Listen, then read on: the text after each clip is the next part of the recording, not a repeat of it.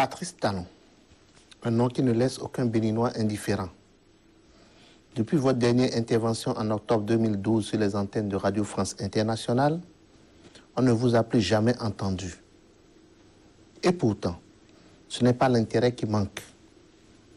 Ce long silence, ajouté à votre personnalité, fait de notre entretien de ce jour un grand moment de télévision.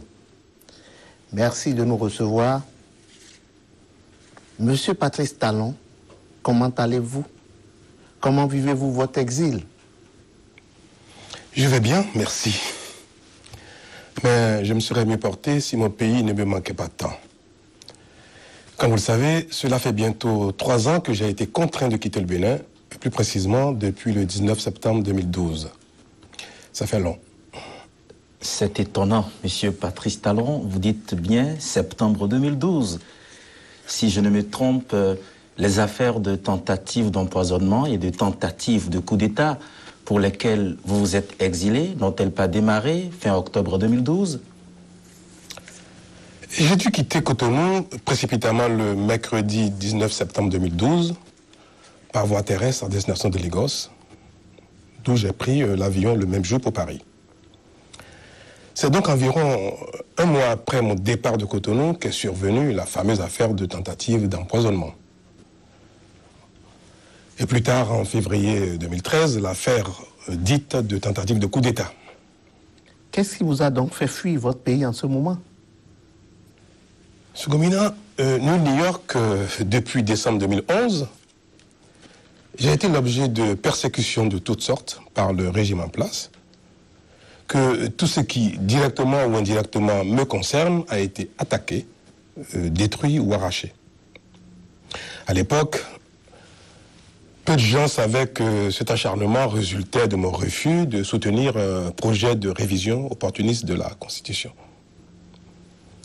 Souvenez-vous que ce n'est qu'en février 2012 que l'opinion publique a été informée de cette affaire de révision par les honorables députés Epiphane Quenom et Candide Azanaï. En effet, ces derniers avaient successivement révélé sur les antennes de Canal 3 que le président Boniaï projetait de réviser la Constitution pour s'offrir un 3e mandat et ont appelé le peuple béninois à la vigilance. Et comme il fallait s'y attendre, j'ai été aussitôt accusé d'être l'instigateur de cette révélation tendant à saper le projet de révision. La brouille entre le président Boniaï et moi venait alors de franchir un palier.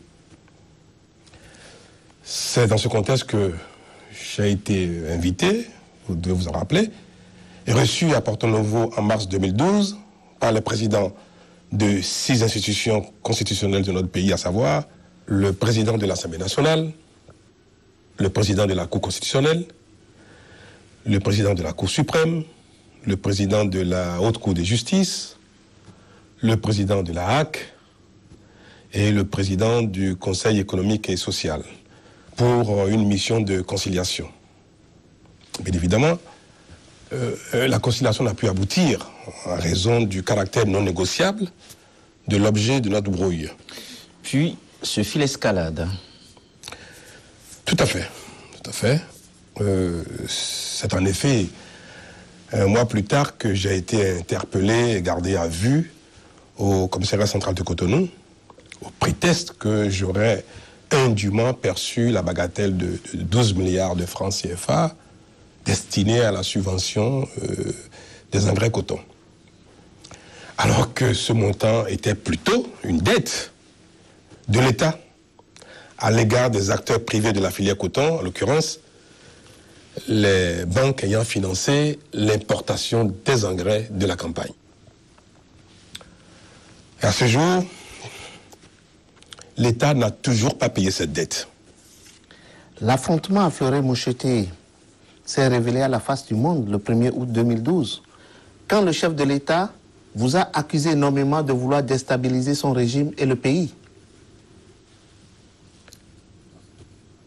C'est en effet au cours de cette émission dont vous étiez, M. Gomina, l'un des animateurs, que le président de la République m'a publiquement désigné comme étant son l'ennemi public numéro 1, avec un ton plus que menaçant. C'est donc tout naturellement que j'ai été à nouveau désigné comme l'instigateur de la conférence de presse de Maître Lionel Gbagbo, le 18 septembre 2012, conférence au cours de laquelle Maître Gbagbo a affirmé lui aussi que le président Boni Yayi projetait de réviser la Constitution pour s'éterniser au pouvoir et qu'il allait devoir passer sur nos corps pour y arriver. La foudre déclenchée par cette interview a valu à Canal 3 la coupure arbitraire de ces antennes. En ce qui me concerne, des instructions ont été données dès le lendemain, soit le 19 septembre 2012, pour me ramener mort au vif. Informé, j'ai réussi à m'échapper pour ensuite prendre la route de l'exil via Lagos. Comme vous pouvez donc le constater, ce n'est pas l'affaire de la tentative d'empoisonnement qui m'a fait partir. Cette affaire ayant été trouvée un mois après mon départ pour obtenir mon retour forcé à Cotonou au moyen d'une extradition. Pourquoi vous n'êtes pas rentré alors que vous avez été blanchi par les juridictions béninoises et françaises et que le président Boni Yayi lui-même vous a accordé son pardon depuis mai 2014? Ce n'est ni l'envie ni la démarche qui m'ont manqué. Vous savez, je ne suis pas français.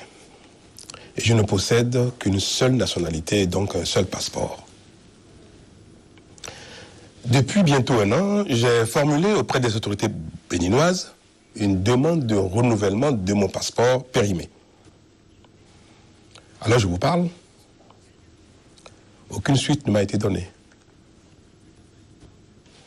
Pire, il m'est revenu que mon passeport a été bien établi le 7 novembre 2014 sous le numéro B046134, mais saisi.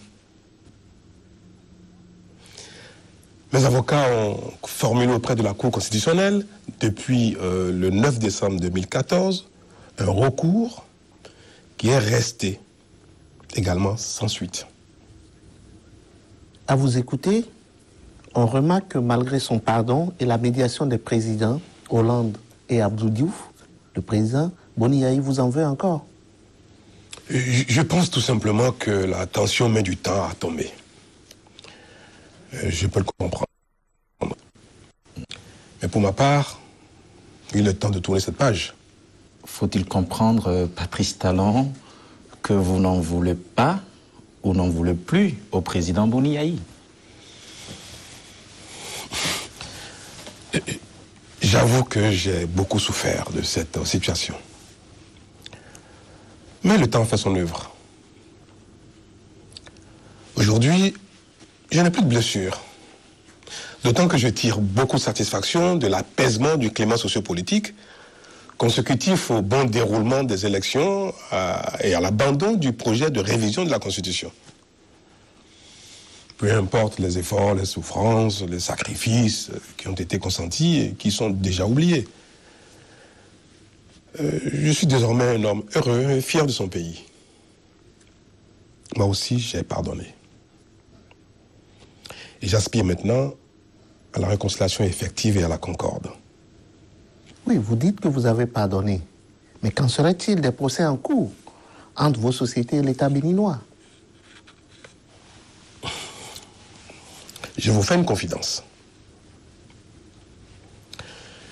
Je ne soumettrai jamais mon pays au paiement d'une condamnation financière punitive. J'en ai fait la preuve par le passé en renonçant à plus de 4 milliards de francs CFA de dommages et intérêts accordés par la justice béninoise en ma faveur. À vous entendre, on sent une certaine sérénité. Patrice Talon, maintenant que vous êtes serein, dites-nous néanmoins quelques mots sur les affaires de tentatives d'empoisonnement et de tentatives de coup d'État. Monsieur Ojo, Est-ce bien nécessaire? Voulez-vous remuer le couteau dans les plaies? Le contexte actuel ne me paraît pas favorable à un retour en arrière. Mais M. Talon, on ne vous a jamais entendu sur le fond de ces affaires. Ne pensez-vous pas que nos compatriotes ont besoin de vous entendre? Oui, bien sûr. Ce n'est pas l'envie qui me manque. Mais tout est encore fragile. De toutes les façons, l'histoire devra s'écrire. Vous évoquez votre satisfaction de la situation sociopolitique au Bénin. Quel regard portez-vous donc sur celle-ci?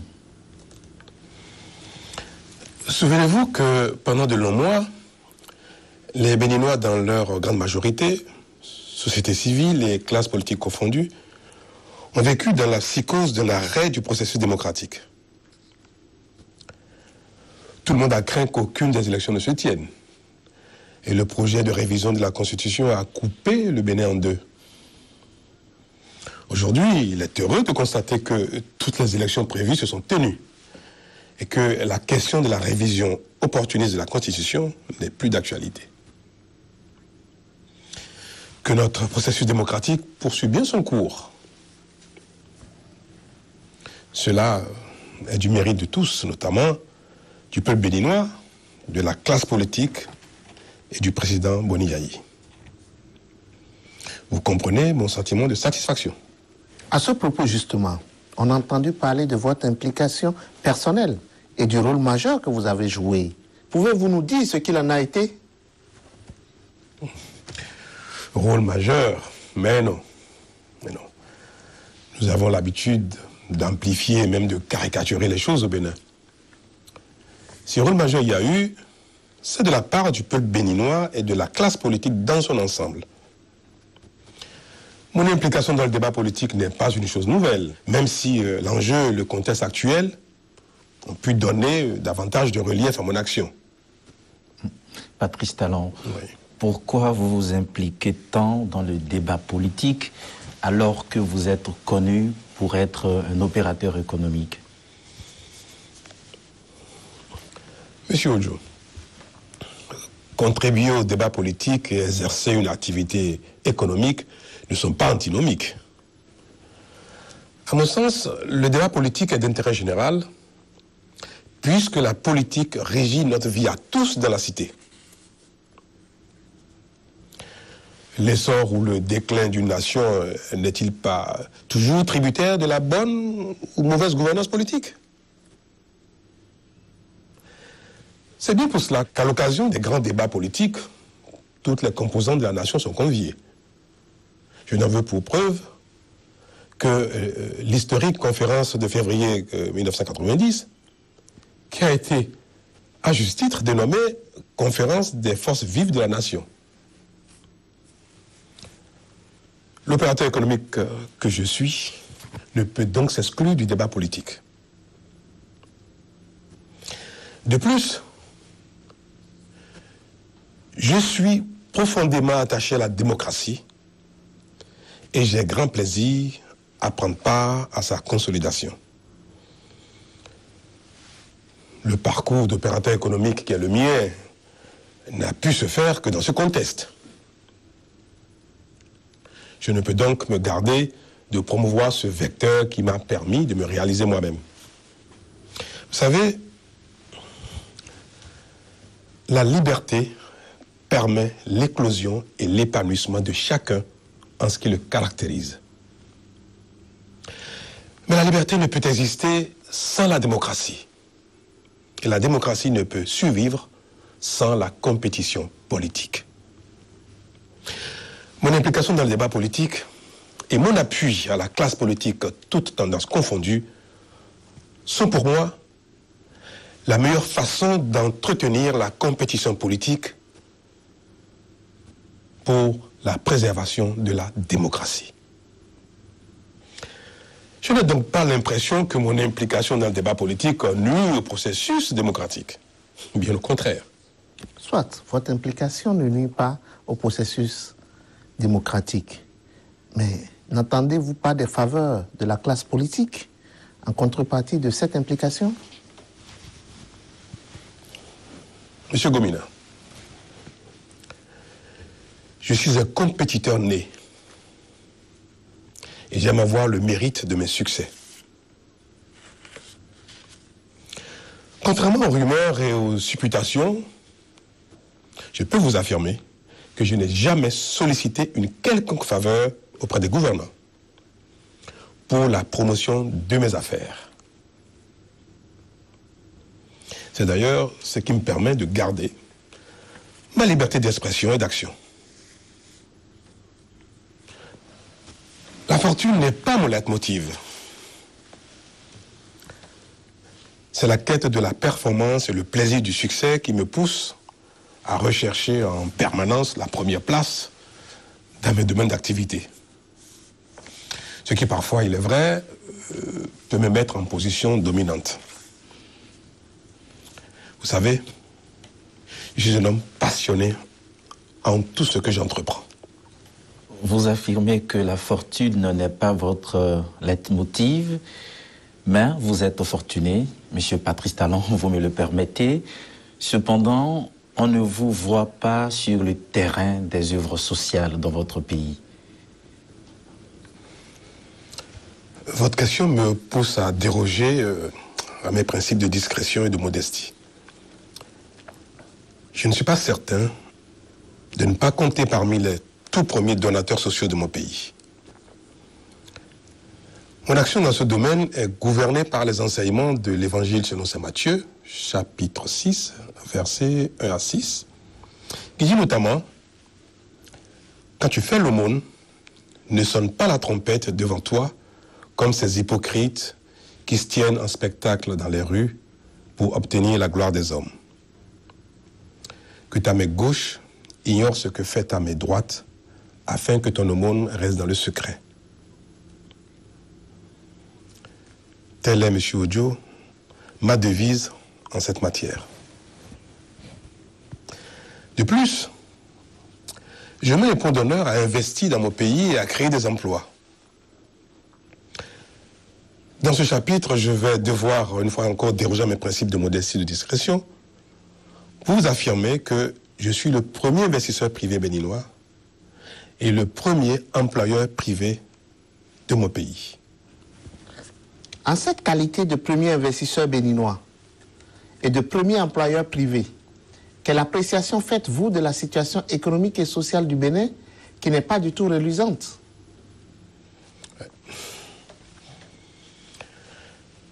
Il faut reconnaître que la situation est très préoccupante et j'en suis malheureux.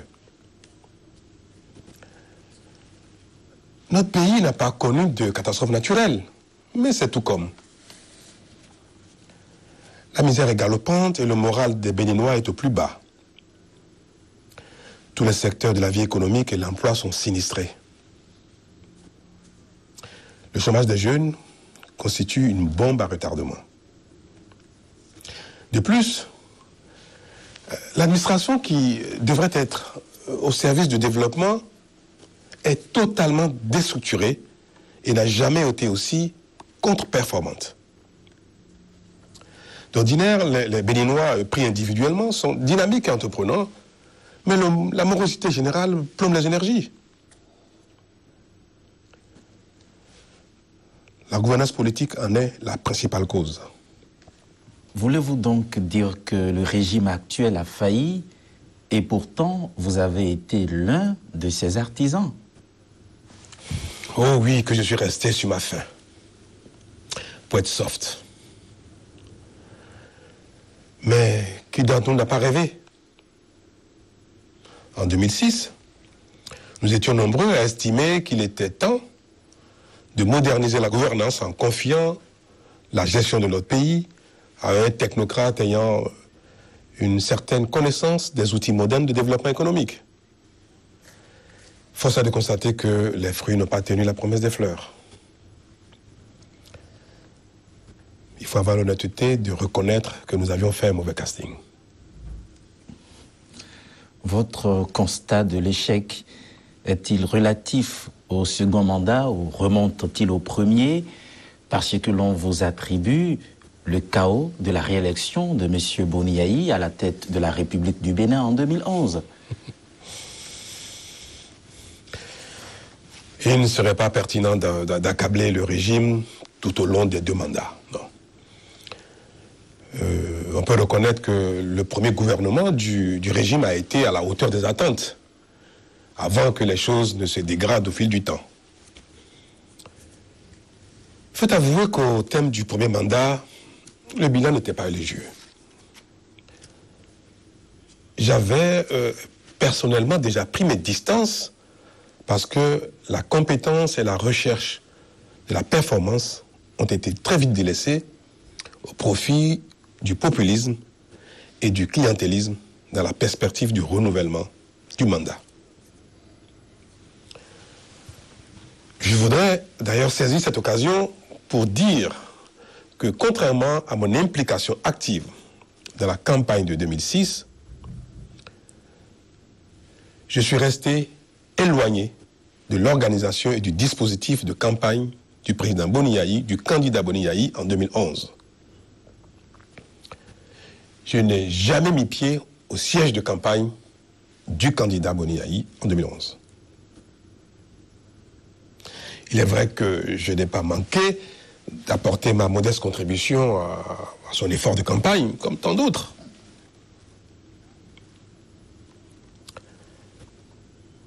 Mes amis, je pense à mon humble avis que le deuxième mandat du président Boni-Yayi a été le mandat de trop. Face à ce constat, quelle thérapie vous proposez pour remédier aux travers et aux insuffisances dans la gouvernance du pays?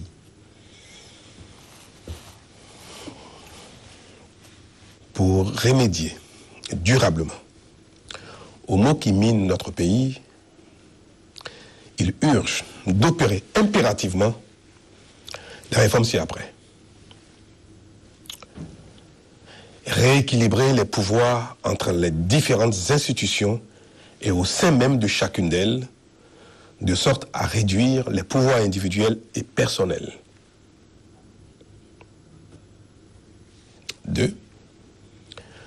Instaurer une réelle indépendance des institutions vis-à-vis du chef de l'État. 3. Instaurer une réelle indépendance des différents pouvoirs tels que la justice et la presse vis-à-vis du pouvoir exécutif. 4. Supprimer de notre modèle politique les facteurs qui incitent les présidents de la République à souhaiter l'affaiblissement des partis politiques et la soumission de leurs leaders, et qui, in fine, les conduisent à une gouvernance de clientélisme absolu au détriment des critères de compétence et de performance. 5. Mettre en place un financement public significatif au profit des partis politiques, de sorte à les inciter au regroupement et à permettre leur bon fonctionnement afin qu'ils assurent efficacement et dignement leur rôle. Réorganiser les structures de contrôle de l'administration de manière à garantir leur indépendance, condition sine qua non pour l'efficacité du contrôle. Mettre en place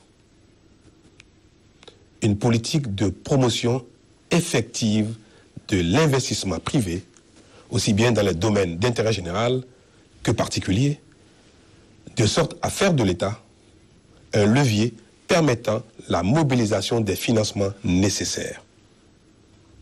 Il s'agit de remettre l'État dans son rôle d'organisation, d'appui, de régulation et de contrôle.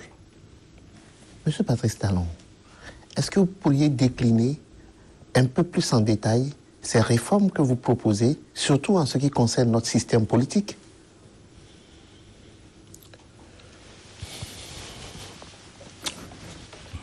Pour dire les choses sans détour,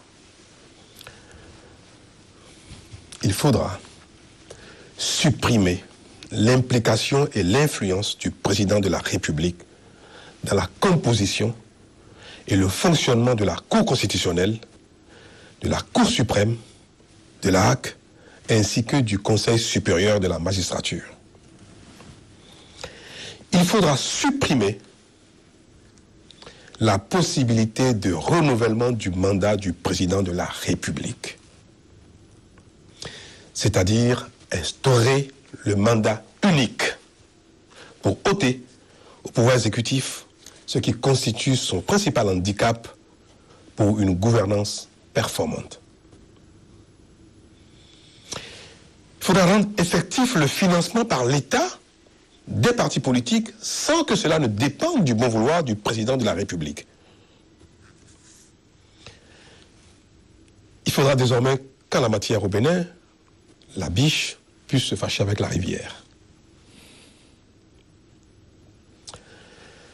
Le prochain président de la République du Bénin devra, à son propre détriment, mais pour le bien du pays, opérer ces réformes politiques indispensables à une nouvelle dynamique dans notre pays. Vous le dites si bien que l'on voit transparaître un projet politique, un projet de société.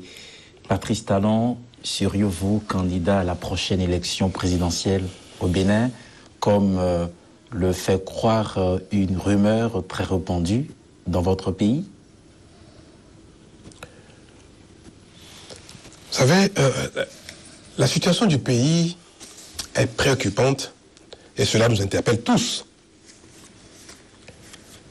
Alors, chacun ne devrait-il pas, au sacrifice de sa vocation et de son confort, apporter sa contribution à la reconstruction de la cité?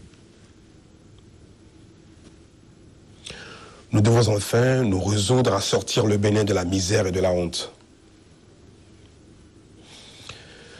Je prendrai d'une manière ou d'une autre ma part de responsabilité pour contribuer à relever ce noble défi. Monsieur Patrice Talon, dites-nous si oui ou non vous êtes candidat à la prochaine élection présidentielle au Bénin. Je vais vous faire une autre confidence. Je n'ai jamais été autant actif que ces dernières semaines dans mes échanges avec les leaders politiques de mon pays pour apporter une réponse concertée et adéquate à cette question. Mais justement, ces concertations se déroulent loin du pays. Monsieur Patrice Talon, comptez-vous rentrer au pays? Et si oui, en avez-vous la possibilité? Oui, je compte bien, évidemment. Je le peux, et c'est pour très bientôt, Monsieur Gomina. Et s'il vous était donné de conclure cet entretien, Patrice Talon?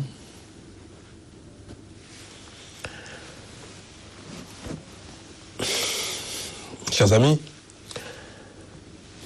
en définitive, je suis fier de mon pays qui m'a tant donné. Et je reste convaincu que l'espoir est encore permis. J'ai un âge et je suis désormais à un stade où l'on a envie de tout donner. À tous mes compatriotes, j'exprime ma reconnaissance et leur dis merci. Merci de tout cœur pour tout. Patrice Talon, merci. Merci, Monsieur Talon. Merci, Monsieur Ojo. Merci, Monsieur Gomina.